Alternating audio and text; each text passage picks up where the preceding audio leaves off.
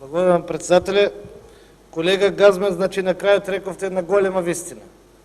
Дека ако јавното предпријатие сакало да ги сокрие овие објекти, немало да води ни евиденција која ще е достапна за секој кој ще информација од јавен карактер, кој ще има и господинот Иван Величковски, без разлика што не бил член на управниот одбор.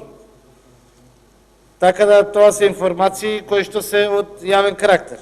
Исто така јас и на претходните говорници реплицирав дека нема ниту еден објект за кој не е поведена одредена постапка.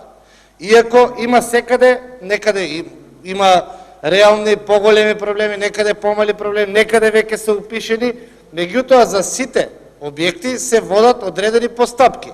За некои имаме, како што рече и господин Величковски, имаме поништување на решението Уставниот суд, дадени се дополнителни информации, тоа не е точно, немојте да манипулирате, дадени се дополнителни информации од страна на јавното предпријатие за стописува и со стамбени деловен простор до Комисијата за приватизација, за да би можеле повторно да се вратат на како имот на Република Македонија.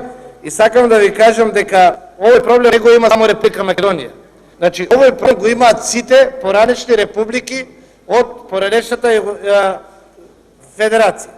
Еве пред 2 недели јас прочитав пример каде што луѓето, одредени српски бизнисмени, го купуваат сервисот на ЕИ-Ниш, електронската индустрија Ниш, која што во Македонија имала 5 сервиси, меѓу кои еден и во Штип. Значи конкретен пример ви кажам. И сега луѓето кои што ја купиле таа фирма на легален начин, доаѓаат да си го земат имотот во Македонија. Меѓутоа, вработените во поранешниот сервис на ЕИ-Ниш во Штип си го запоседнуваат дуќанот и сега има одреден судски спор.